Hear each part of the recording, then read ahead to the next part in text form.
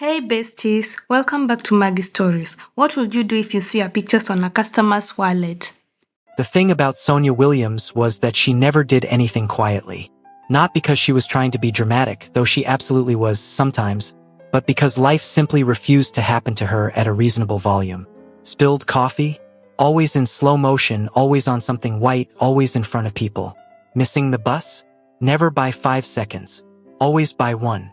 Always while she was running, bags swinging, dignity already scattered somewhere on the sidewalk behind her. So when she walked into the university cafeteria on a Tuesday morning with a full tray of ramen and iced Americano, absolutely not watching where she was going because she was mid-argument with her phone calculator about whether she could afford both lunch and the silk scarf she'd seen in the window of the vintage shop on Hongdae Street, she should have known. She should have known. The collision happened the way all great catastrophes do, in complete, terrible slow motion. 1 second she was rounding the corner between the column and the vending machine, tray balanced with the confidence of someone who had never, not once in her life, dropped a tray, and the next second the world tilted. The ramen went first, a glorious aerial arc of broth and noodles, followed immediately by the iced Americano, which detonated on impact like it had been waiting for this exact moment its entire existence. The crash was tremendous. Every head in the cafeteria turned. Sonia stood frozen, tray now empty in her hands, mouth open, eyes wide, staring at the absolute disaster she had just committed upon a human person who had been standing there, quietly, inexplicably, in the exact spot she needed to be walking through. He was tall. That was the first thing she registered, and only because the ramen broth had splashed all the way up his chest, which was a long way up. He was tall and he was dressed in a shirt that clearly cost more than 3 of her paychecks stitched together, now soaked through with kimchi broth. He had sharp, clean features, the kind of face that looked like someone had drawn it deliberately, and black hair that now had one single ice cube resting on top of it, sitting there like a small, ridiculous crown. He hadn't moved. He hadn't yelled, hadn't flinched, hadn't grabbed napkins or looked at his shirt or done any of the things a normal human being would do after being catastrophically drenched with hot soup and iced coffee simultaneously. He was just looking at her, not with anger, not even with irritation, with something Sonia could not immediately name, which was unusual because she was very good at reading faces. His expression was quiet and still, and this was the part that would bother her for days afterward, almost relieved. Like something he'd been waiting for had finally happened. The cafeteria held its breath. Sonia felt the collective tension of 200 students bracing for whatever came next, and she understood why. She'd heard about this guy in the vague peripheral way you hear about people who occupy a different social stratosphere. Rich, cold, the kind of person who made full professors straighten their posture when he walked in. She didn't know his name. She'd never needed to. She needed a plan. She needed an apology. She needed, ideally, for the floor to open and accept her into its depths. What she said instead was, "Okay, so, to be fair, you were standing in the corner." The boy with the ice cube on his head blinked. Slowly. "That's a corner," Sonia continued, because apparently she had decided to commit to this. Corners are technically ambush zones. Any physics student will tell you. "You finally noticed me." His voice was low and even, not loud. He didn't raise it for the room. He said it like it was a simple fact, the same way you'd say it's raining or the train is late. Calm and unbothered, and somehow also the most confusing sentence Sonia had heard in her entire 23 years of life. She stared at him. "I'm sorry. I said you finally noticed me." He reached up and removed the ice cube from his hair with 2 fingers, examined it briefly, and set it on the nearest table with the energy of someone who did not find this strange at all. "I've been on the same campus as you for 2 semesters.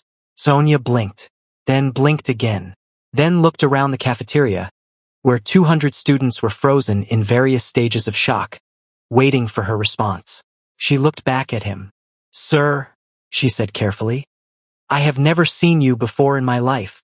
Something crossed his face. Not hurt exactly. More like the quiet acknowledgement of a fact he already knew and had long since made his peace with.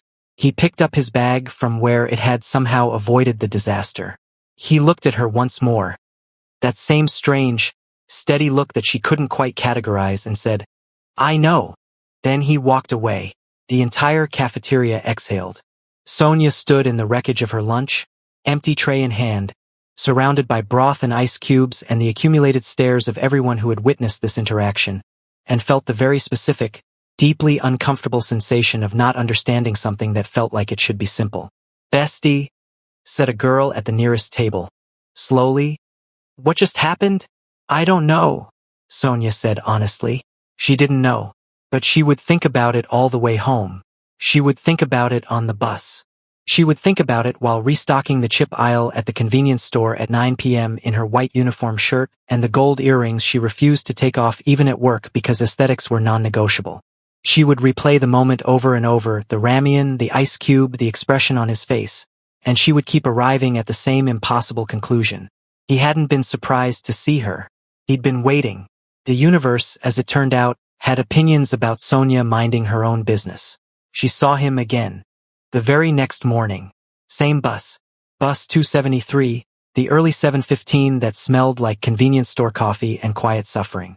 Sonia got on at Mapo Station with her tote bag and her thermal cup and her noise-canceling headphones, found a seat near the window, and had approximately 40 seconds of peace before she looked up and saw him, standing at the back, holding the rail, dressed like he'd walked out of a magazine and was now, inexplicably, taking the 7:15 bus with students and office workers and one elderly man with a very loud radio.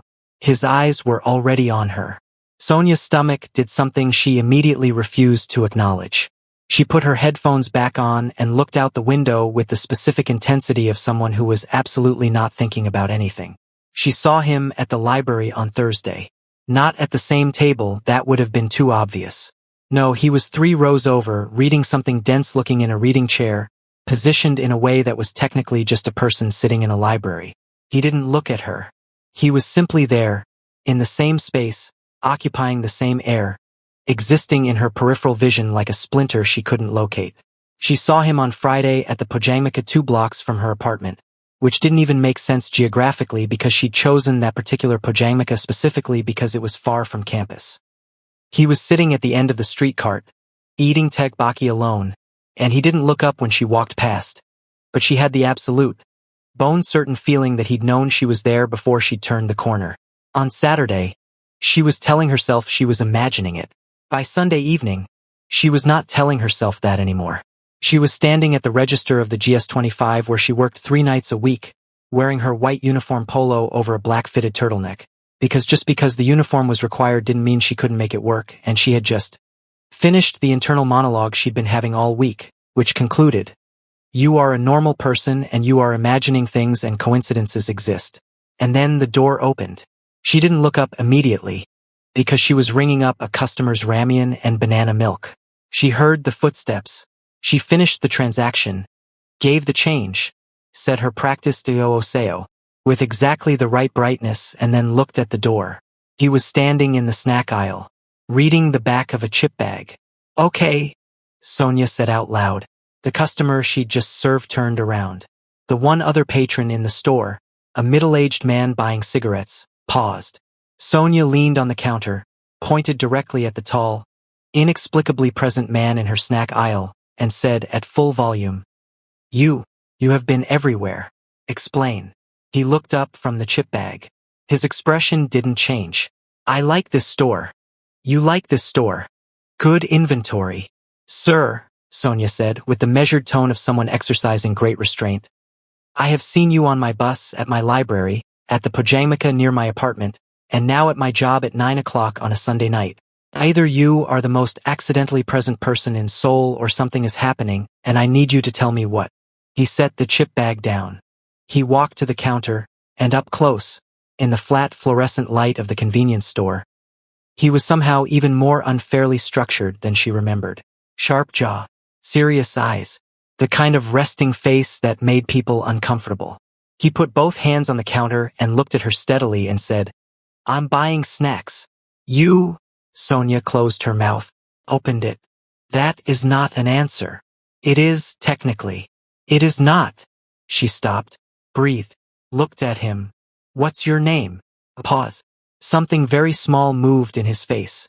Something that might, on anyone else, have been the beginning of a smile. "Jean Woo," he said. "Cha Jean Woo." "Sonia," she said. because she was not going to let him have the upper hand in her own store. And I feel like you already knew that. He held her gaze. I did. She stared at him. He looked back at her, completely unruffled, as if confessing that he already knew the name of someone he'd apparently just met was a completely ordinary thing to say. That's supposed to make me feel better? She demanded. I didn't say it to make you feel better, Jinwoo said. You asked me a direct question. I gave you a direct answer. Sonia pointed at him. You're going to explain yourself. Tonight, or next time I see you, and I will see you again, apparently, because you're everywhere. I'm going to make it a whole thing. Loudly. I know, he said. He bought the chips. He paid in exact change. He said Anyongi Jaisio very quietly on his way out, and then he was gone. And Sonia stood at the counter alone in the yellow light of the convenience store with the completely irrational feeling that something had just begun. Something she didn't have a word for yet and wasn't sure she wanted one. She looked at the door for a long time after he left. Outside, the street was quiet. The kind of soul quiet that only happened after 10. When the noise finally compressed itself into something softer. A motorbike somewhere. Rain starting, slow and indifferent, against the window. She hadn't asked how he knew her name. She had assumed, and she was almost certain she was right. But the question that would actually keep her up that night wasn't how he knew her name. It was the thing he'd said on Tuesday in the cafeteria, with broth on his shirt and an ice cube in his hair and 200 people watching. You finally noticed me. Finally. Like he had been waiting. Like he had been patient. Like she was the last one to understand something everyone else had long since accepted. She wiped down the counter. Restocked the banana milk. Told herself, firmly and out loud to the empty store, that she was not curious. She was very, very curious.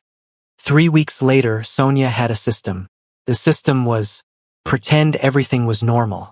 It was not, she acknowledged privately, a particularly sophisticated system.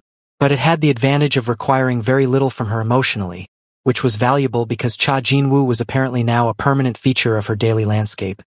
And if she thought about it too hard, it started to feel like something she didn't have a category for. He was on her bus every Tuesday and Thursday. Always at the back. Never in the same seat, which meant he wasn't holding it as his spot. He was just getting on after her and finding wherever was close without being too close, which was a level of calculated distance that she found profoundly irritating because it meant he was thinking about it. He was in the library on Wednesday afternoons in the reading section, 3 rows from wherever she sat. He never approached her there. Never spoke. Sometimes when she looked up she caught him reading, and sometimes, not always, but sometimes with a frequency she was absolutely not tracking. She caught him already looking at her and then looking back down at his book without any apparent embarrassment at being caught, which was somehow worse. He came into the GS25 at least twice a week. Always between 8:30 and 10 p.m. during her shift. He bought things. He paid. He said exactly as many words as were necessary and sometimes fewer. Once he put a pack of banana milk on the counter, and she looked at it and said, I don't even like banana milk. And he said, I know. It's for me. And she had absolutely no response to that because of course it was for him. He was buying it. She had just been startled into assuming things. The problem with Jinwoo, the central structural problem, was that he never did anything wrong. That was it. That was the whole problem. Because if he had done something wrong, Sonia would have had a direction to point her feelings. She would have been able to say, that is the problem, I have identified it. But he didn't loom. He didn't follow her in a way that felt threatening. He didn't push or crowd or make her feel cornered. He was just present, consistently and without drama, in the outer orbit of her life, like a quiet planet she hadn't known was there and now couldn't stop noticing because once you see something you cannot unsee it. She complained about him constantly to herself and to the universe and once to the GS25 shop cat, whose name was Dalgona and who was completely unsympathetic. She also, and this part she reported to no one, started noticing things. Small things. Things that didn't mean anything and probably had explanations. Like, the week she'd had 3 back-to-back exams and had been surviving on spite and vending machine coffee. Someone left a brown paper bag on her desk at the library. Inside, 1 triangle kimbap, 1 can of peach juice, and a small sticky note that said, in very neat handwriting, you've been here 6 hours. No name. Like, The time she was leaving the store at 10:45 on a rainy Thursday night and found a compact umbrella she'd never seen before sitting on top of her bag in the back room. And when she asked Mrs. Cho, the owner, Mrs. Cho said vaguely that a customer had asked her to pass it along. And when Sonia asked which customer, Mrs. Cho just said, "The tall, quiet one," and went back to her drama. Like the chip he'd been reading the label on the night she confronted him. She'd looked for it 3 days later and it was already the most expensive snack in the store and it was fully restocked, a whole new box of it, when before they'd only ever kept 4 bags. These were coincidences. They were probably coincidences. Sonia was choosing to believe in coincidences. It was raining the night everything changed. A proper November rain. Not the polite misting Seoul did in October, but the real kind, thick and cold and completely indifferent to the fact that Sonia had just had a 12-hour day that included a group presentation, a register malfunction, and one customer who had argued with her for 9 minutes about a coupon that explicitly said it expired in September. She was restocking the hot drink section, which was near the window, and she could hear the rain hammering the awning outside. The store was quiet. Mrs. Cho had gone home early. It was just Sonia and Dalgona, who was asleep on the newspaper shelf and not useful to anyone. The door opened at 9:47 p.m. She didn't look up. Annyeonghaseyo. Footsteps. The usual place, the snack aisle. She restocked. Rotated the cans. Did the thing she did when he was in the store where she held a completely normal and professional customer service posture and absolutely did not track his position by sound, which she was currently doing. He came to the counter at 9:52. Small bottle of green tea. Pack of chestnut crackers. He set them down and reached into his coat for his wallet. Long black leather wallet, worn at the edges in a way that seemed at odds with everything else about him, and the wallet slipped. It hit the linoleum and fell open. And Sonia reached down to pick it up at the exact same moment Jinwoo did. And she got there first because she was already leaning on the counter and her reach was shorter, and she straightened up with it in her hand and glanced down automatically, the way you do just to check if anything had fallen out. She froze.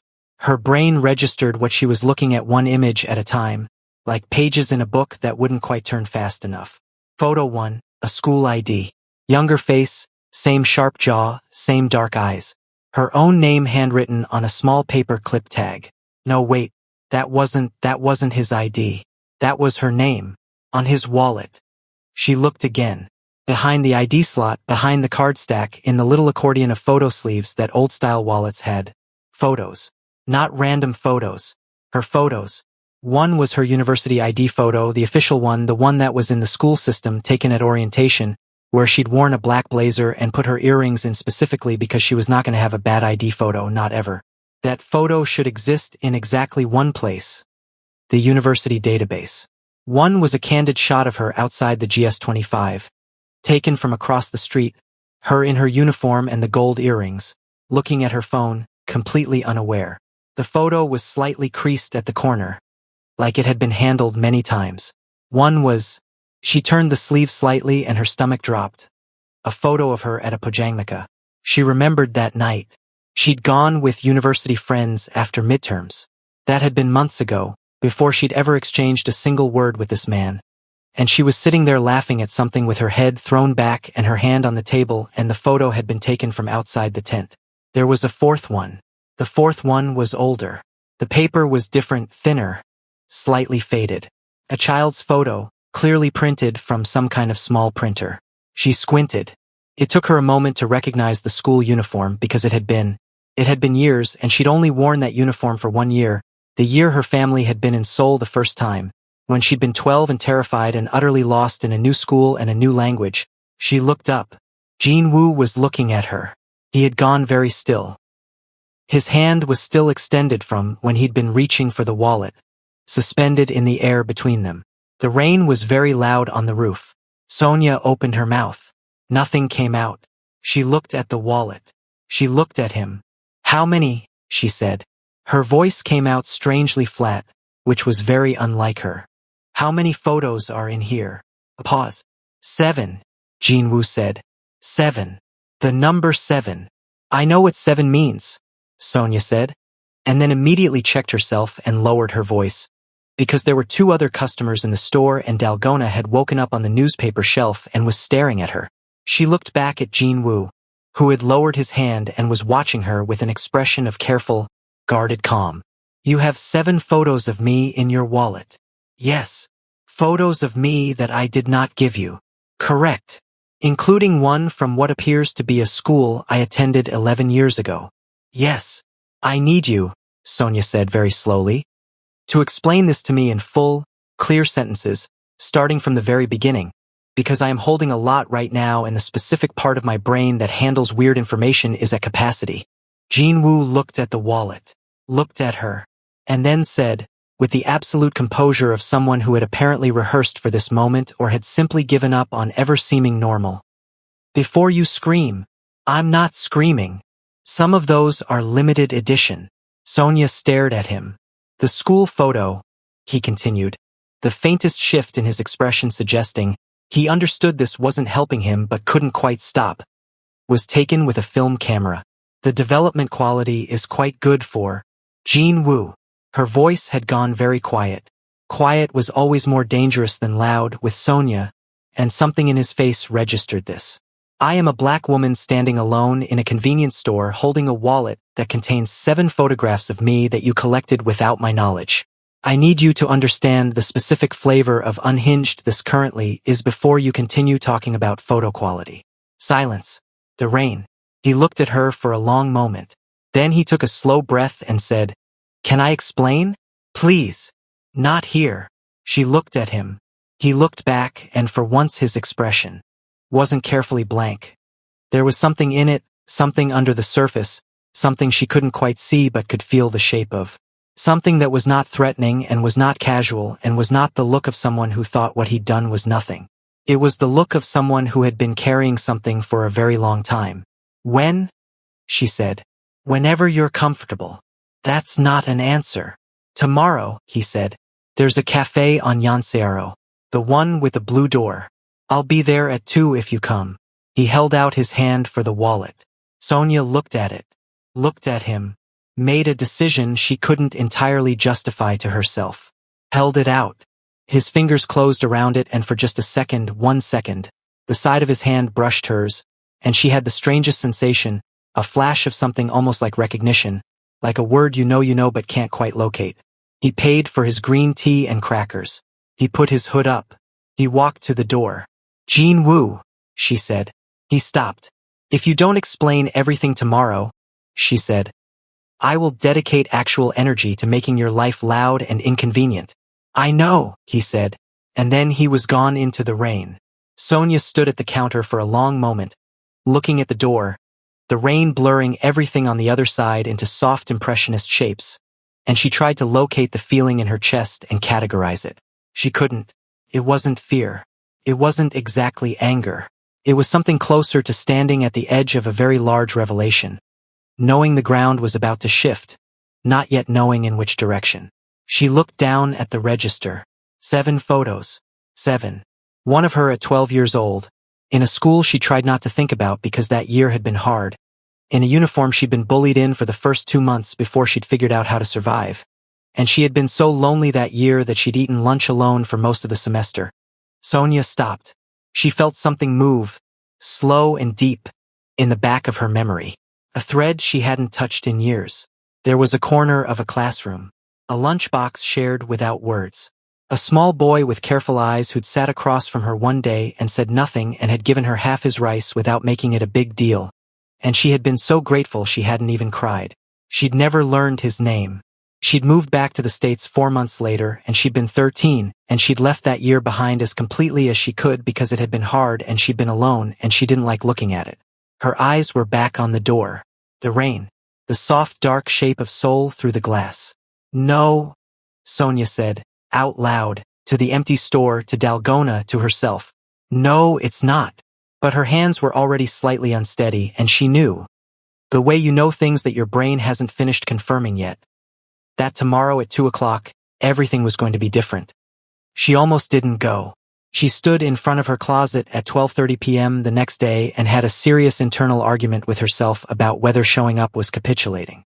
Whether it was okay to be curious about someone who had been quietly, methodically collecting her image for apparently 11 years. Whether the fact that she'd barely slept and had replayed the rain and the wallet and the brief press of his fingers against hers too many times was a sign she should stay home. She put on wide-leg black trousers, a deep wine-colored knit top, and her white sneakers, and was out the door by 1:15. She told herself it was because she needed answers. This was partially true. The other part she refused to examine. The cafe with the blue door was one of those sole places that seemed to exist slightly outside of time. Low ceilings, warm amber lighting, shelves of old books that were actually used and not decorative, jazz playing at a volume that felt like weather. It smelled like roasted barley and cinnamon and coffee beans that had been stored properly. Jin-woo was already there. Of course he was already there. He was sitting at the back corner table, both hands around a mug, looking at nothing in particular. He was wearing a dark gray sweater and his hair was slightly different from usual. Less arranged, more like he'd let it do what it wanted. He looked like a person instead of a carefully constructed concept, which Sonia found immediately suspicious. She slid into the seat across from him and put her bag on the chair beside her and looked at him and said, "Start talking." He looked at her. Some of the careful composure from last night was still there, but it was thinner, like a coat worn in the wrong weather. "How much do you remember?" he said. "About the year you were 12? Sonia felt the thing in her chest tighten. "Enough," she said carefully. "Do you remember Yongdungpo Elementary?" Not a question. He knew. She held his gaze. "Yes. Second semester," he said. "You started in March." "Yes. You had a desk near the window. You always had headphones in before class started. You had a bag with a patch on it. Something from an American cartoon." "How?" She stopped. Started again. "You were there." "I was there," he said. Silence. "I was 9, he said. "I had skipped a grade. I was the youngest in the class and the smallest, and I had—" A brief pause, something tightening in his jaw. "A difficult time with some of the other students. I ate lunch alone because it was simpler than what happened when I didn't." Sonia felt something go very quiet inside her. "You came in March," he continued, voice steady but careful. "The way you carry something fragile. You didn't know anyone. You didn't know much Korean. You sat by yourself and you had—" Something shifted in his expression. Something warmer and more unguarded than she'd seen from him. Absolutely enormous energy for someone who was also clearly terrified. "You would come in every morning and you'd look at the room like you were deciding whether to conquer it or burn it down. I found it fascinating." "Jin-woo. You sat across from me at lunch on the 14th day, he said. "I counted." Afterward. A pause. "You pointed at my lunchbox and said something in English, and when I didn't understand you, you pointed at yourself and said Sonia very loudly, like volume would fix the language barrier." Sonia made a sound that was not quite a laugh. "I gave you half my rice because you'd forgotten your lunch again. It was the 3rd time that week. You bowed very formally and said Gamsahamnida with the worst accent I'd ever heard and ate the whole thing in about 4 minutes." She pressed her fingers to her mouth. "We didn't talk much," he said. "We didn't have the vocabulary between us. But you sat across from me every day after that. And some of the other students, the ones who had given me problems, they didn't come near when you were there. Not because you were intimidating, necessarily. Just because—" He looked at her for a moment, honest and open in a way she wasn't accustomed to seeing from him. "Because you were so fully yourself that it made them feel small, and they knew it, and they left." "I didn't do that on purpose," she said softly. "I didn't even notice." "I know. That's what made it." He stopped, chose his words with care. "Significant." The jazz played. Someone in the front of the cafe laughed at something. "You left in June," Jin-woo said. "One day you were there and the next day you weren't, and I found out from the teacher that your family had returned to America. You didn't get to say goodbye. I don't think you knew you were leaving until it happened." "I didn't," she said. "My dad got a call at the end of May. We were packed by the 2nd week of June." He nodded, like he'd suspected. "I thought about you occasionally," he said. "In the way you think about people who mattered briefly and completely and then disappeared. Then I went to secondary school and I didn't think about you for a few years." He turned his mug slowly on the table. "When I was 15, my father moved the family to a second residence, and I was going through old things from the Yongdungpo apartment and I found a class photo. You were in it. 2nd row from the back, half smiling like you hadn't quite decided whether to commit to it." Sonia remembered that photo. She had one copy. Somewhere. in a box somewhere in her mother's house. I don't know how to explain what happened next in a way that doesn't sound concerning, Sonia offered. The corner of his mouth moved. It was extremely small. Counted. I was going to say unusual. Those are the same word. I found the photo and I kept it, he said. Because I was 15 and I had a memory attached to it that I didn't want to lose. That was all at first. Then a few years later I was at university here and I was walking across the quad and I saw a girl. With the exact energy of someone who was deciding whether to conquer or burn. And he stopped. It was you, he said. Sonia realized she wasn't breathing quite normally. You had your headphones in, he said. And you were eating a triangle kimbap walking and talking to yourself and your bag had a different patch on it, but you still bowed to the bus driver. And he exhaled once, slow. I knew it was you before I was close enough to see your face. And you didn't come say hello? She meant it to sound accusatory because she was still partially processing the fact that this man had photos of her in his wallet, but it came out more genuinely confused. Jin-woo looked at her steadily. You didn't know me, he said. To you I would have been a stranger walking up to you on a university quad saying I know you, we shared a lunchbox when we were 9. That didn't seem like something you would respond well to. Sonia opened her mouth. Closed it. That's actually fair. So I didn't approach. He looked down at his mug.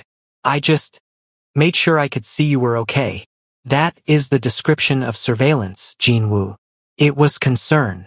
These are legally distinct but emotionally quite close. Sonia. He said her name simply, not to stop her, just to acknowledge her. I know how it sounds. I'm not telling you it was rational. I'm telling you what it was. He looked at her again.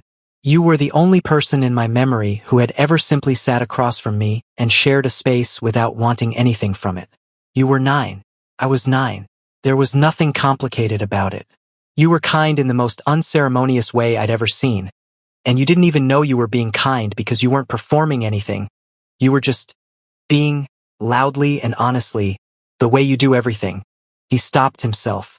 Sonia felt a warmth in her chest that she was going to need a moment with privately later. The photos, she said.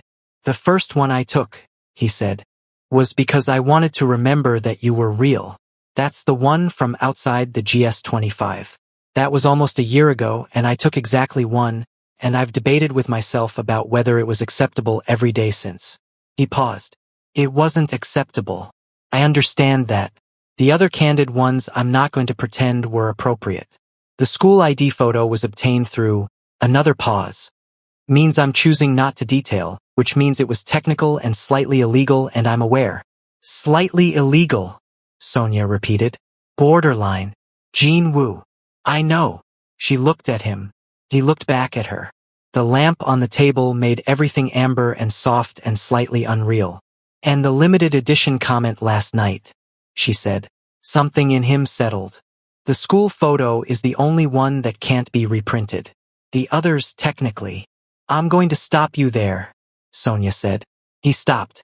Sonia sat back in her chair and looked at the ceiling for a moment, the way she did when she was assembling her thoughts in the correct order. Then she looked back at him. Okay, she said. Here is where I am. I am going to be honest because that is something I do. She ticked on her fingers. First, you should not have taken photos of me without my knowledge. That was wrong. You know it was wrong. We are going to keep knowing that. Agreed. Second, what you just told me about being 9 years old and eating alone and the class photo, that I understand. That I actually understand because that year was hard for me too and you were one of the only things in it that was kind. And I didn't know your name and I left without saying goodbye and I think about that sometimes. Something moved through his face like light through a window. Third, she said, and her voice had gentled slightly against her intentions. You have apparently spent years conducting what I can only describe as a long-distance friendship with me that I was not aware I was participating in, which is chaotic and unhinged, and yet somehow the least threatening thing I've ever heard, which I would like the record to show says something very specific about how you've conducted yourself. Jin-woo was quiet. He was looking at her with something in his expression that was open and careful and waiting. I'm not afraid of you, Sonia said. I want to make that clear. I'm choosing to be here. I could have not come. I know, he said. But I need the photos to stop. The collecting. All of it. Yes. And you need to say actual things to me going forward instead of just appearing in places and buying snacks like a cryptid with excellent taste in crackers. Something happened to Jinwoo's face that she had never seen before. It happened slowly and he seemed to barely be aware of it. A quiet unwinding, something releasing that had been held for a very long time. The corner of his mouth moved. And this time it wasn't the small controlled half movement she'd seen before. This was actual. Warm. Human in a way that made her chest do the thing she was not examining. I can do that, he said. Good, Sonia said, and picked up the menu because she was going to order something and used the act of ordering as a moment to regulate her face. And I'm keeping the umbrella. That was a gift. I know. I'm keeping it. She looked at the menu. Looked up. Also for the record, my Korean is perfect now, so if you sat across from me today there would be no language problem. The warmth in his face shifted into something quieter and more honest and slightly devastating. I know, he said. I've noticed. She looked at her menu. He looked at her. Outside, the sky was doing that thing Seoul skies did in November, gray and full and not quite raining yet, holding something, waiting. And in the amber light of a cafe with a blue door, 11 years and 7 photographs, and one shared lunchbox finally, quietly, closed the distance they'd kept between them, and began something new. Hey besties, in this story we learned that Sonia spent years being the girl nobody saw coming. Turns out somebody had been seeing her all along. Some people don't announce themselves, they just stay quietly, consistently, until you finally look up and realize they were never a stranger at all. Besties, do you all want episode 2? Because this story is only getting started.